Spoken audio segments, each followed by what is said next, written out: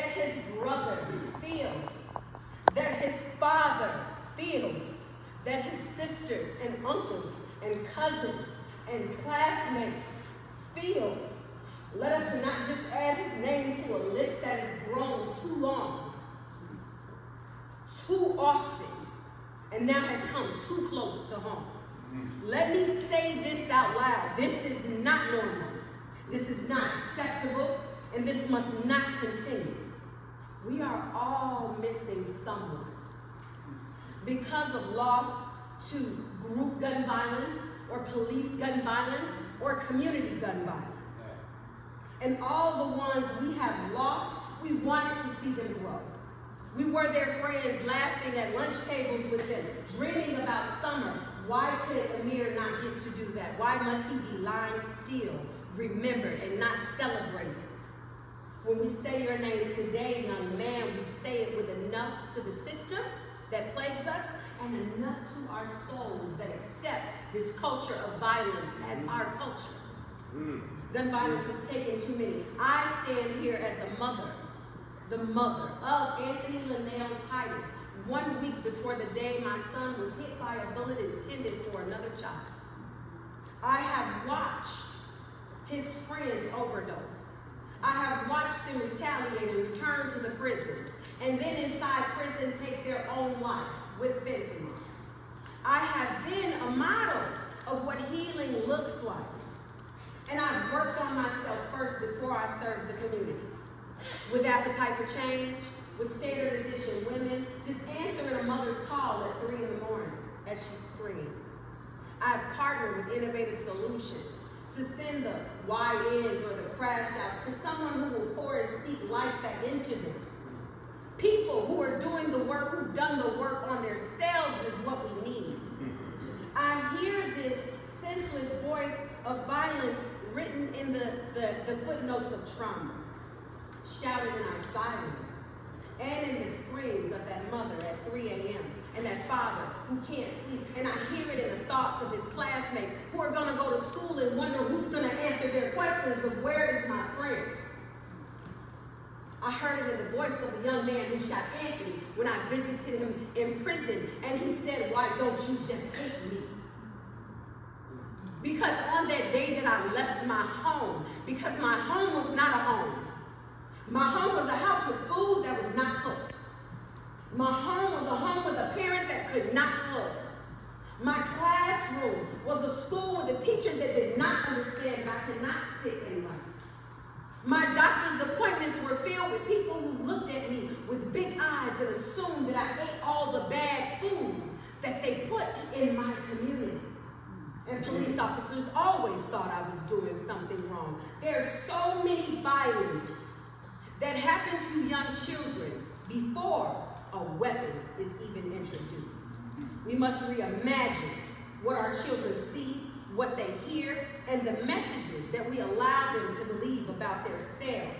The music, the movies, it all must shift, not to censor and to keep entertainment away, but to heal. We need stories that show survival without violence, strength without domination and supremacy, and manhood without destruction. I have served this community for 30 years, coming from the city of Chicago.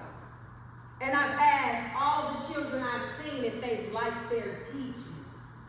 And they've talked about situations that disrupt their harmony, their ability to just be a child in the schools, in those doctor's offices, in the school system. So we're calling those violences out as the system. But today I'm also speaking to the souls of the Black people. Because policy will not save us alone. We need a cultural shift. We must cry in front of our children and hold them when they cry. We must walk 2 by 2. Someone has to ground you in your grief. You cannot do it alone. We have to walk only on those pathways that lead us away from death and towards dignity and a restoration of our humanity. I see us, and I also see our pain. But this is our work. This isn't just a public health crisis. This is a spiritual crisis. It speaks to the profound wounds that are carried in the DNA of our community. This blood sport comes from from that systemic violence and how our children respond in our communities where we accept this culture. And it sounds weird, but we are the cure. We must tend to this untreated grief, pain, and trauma and stand in our standards and seek that innovative solution. Gun violence has just become too common as the background noise, and it shakes us every time. It shakes people that are not black. But this time we need to move. We must demand that policy change. We must demand accountability. You must invest in our communities instead of incarceration. But policy alone ain't gonna do it. So when I'm speaking to the soul of the community, because what we're witnessing isn't just about bullets. It's about these continued acts of violence. They're not random. We know they're coming. How often do we say, did you hear who got shot? Maybe we need to speak them life and celebrate we graduated. Instead of speaking to the violence. What our children and what our people need isn't just punishment. They need nurturing. They need connection. Our children deserve strong, attaching relationships, love. That's consistent. How can you love when you're broken? Do you know how hard it is to hug my daughter at 19? When I'm torn apart because her brother never got to be 19. We have to show up and not disappear. We need rest. Not just sleep, but an emotional safety that allows your nervous system to regulate a deep breath from the chaos. We need freedom to feel our emotions, the anger and the sadness, the joy and the confusion. Not every response has to be an outburst, but these are unspoken cries from help.